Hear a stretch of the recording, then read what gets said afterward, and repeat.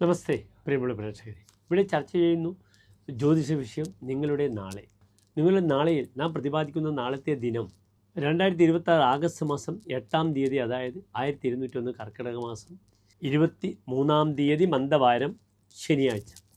നാളെ ശനിയാഴ്ചത്തെ സൂര്യോദയം തൃശ്ശൂർ കാലത്ത് 6:18, അസ്തമനം വൈകിട്ട് 6:43. നാളത്തെ രാഹുകാലം നിങ്ങൾക്ക് സുപരിചിതമാകുന്നു. കാലത്ത് 9 മുതൽ 10:30 മണി വരെയുള്ള സമയം രാഹുകാലം. ആ 1.5 മണിക്കൂർ സമയം നാം ശുഭകാര്യങ്ങളൊന്നും തന്നെ അനുഷ്ഠിക്കാറില്ല. നാളത്തെ തിഥി ദശമി തിഥിയാണ്, കറുത്തപക്ഷത്തിലെ ദശമി. ചന്ദ്രൻ വളരെ ദുർബലമായി വന്നുകൊണ്ടിരിക്കുകയാണ്. ഇനി ഏതാനും ദിവസം കഴിഞ്ഞാൽ പിന്നീട് അമാവാസ്യയായി. ഈ മാസത്തെ അമാവാസ്യക്കൊരു പ്രത്യേകതയുണ്ട്. കർക്കിടക മാസത്തിലെ അമാവാസ്യ പിതൃക്കൾക്ക് മോക്ഷം കൊടുക്കേണ്ടുന്ന ഏറ്റവും പ്രധാനപ്പെട്ട അമാവാസ്യയാണ് കർക്കിടക മാസം.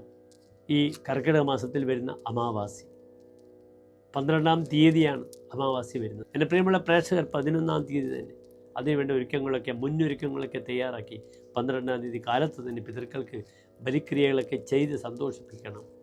നക്ഷത്രവും നല്ല നക്ഷത്രമാണ്. ഇന്ന് രോഹിണി നക്ഷത്രമാണ്. ചന്ദ്രൻ അങ്ങേറ്റം ദുർബലമായി ദശമി പക്ഷത്തിലുള്ള ദശമി തിഥിയിലെത്തി. എങ്കിലും നമുക്ക് എന്ത് പറയണം? നക്ഷത്രം നല്ലതാണ്.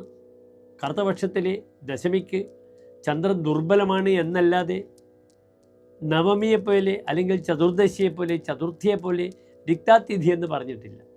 രോഹിണി ഒരു ശുഭനക്ഷത്രമാണ്. എല്ലാ ശുഭകാര്യങ്ങൾക്കും നാം സ്വീകരിക്കുന്നു. അത് ചോറൂണ്, അന്നപ്രാശം ചോറൂണ് നക്ഷത്രമാണ്. അപ്രകാരം യാത്രക്ക് നല്ലതാണ്, വിവാഹത്തിന് നല്ലതാണ്, എല്ലാ വിഷയത്തിലേക്കും നല്ല നക്ഷത്രമാണ് ചോറൂണ് നക്ഷത്രം. കുട്ടിക്ക് നാമകരണത്തിന് നല്ല നക്ഷത്രമാണ് രോഹിണി നക്ഷത്രം. നാളത്തെ ഒരു ദോഷം എന്താണ്? നാളത്തെ കരണം വിഷ്ടികരണമാണ്.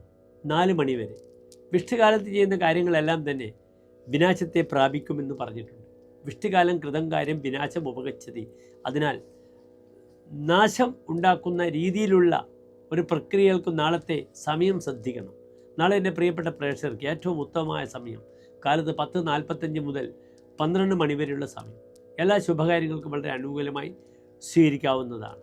നാളത്തെ നക്ഷത്രം രോഹിണി നക്ഷത്രമായാൽ കൃഷ്ണക്ഷേത്രത്തിലെ വഴിപാടുകൾ ചെയ്യാം. നിവേദ്യം പാൽപ്പായസമൊക്കെ ഭഗവാൻ കൃഷ്ണനെ എൻ്റെ പ്രിയപ്പെട്ട പ്രേക്ഷകർക്ക് സമർപ്പിക്കാവുന്നതാണ്. നാളെ കഴിഞ്ഞാൽ മറ്റന്നാൾ ഏകാദശിയാണ്. ഏകാദശിയും രോഹിണിയുമാണെങ്കിൽ കൃഷ്ണക്ഷേത്രത്തിൽ വലിയ തിരക്കുണ്ടാകും. എങ്കിലും കൃഷ്ണന് തുളസിമാല പാൽപ്പായസം നിവേദ്യം വഴിപാടായി സമർപ്പിക്കാം. ശനിയാഴ്ചയാകയാൽ ശനീശ്വരന് നീരാഞ്ജനം അല്ലെങ്കിൽ എള്ളിതിരി അല്ലെങ്കിൽ ഓം ശം ശനീശ്വരായ നമഃ എന്ന് പ്രാർത്ഥിച്ചുകൊണ്ട് നെയ്വിളക്ക് സമർപ്പിക്കാം. അത് അയ്യപ്പനാകാം, ഹനുമാനാകാം, അല്ലെങ്കിൽ പരശുരാമനും സാക്ഷാൽ മുത്തപ്പനുമാകാം. നന്ദി, നമസ്തേ.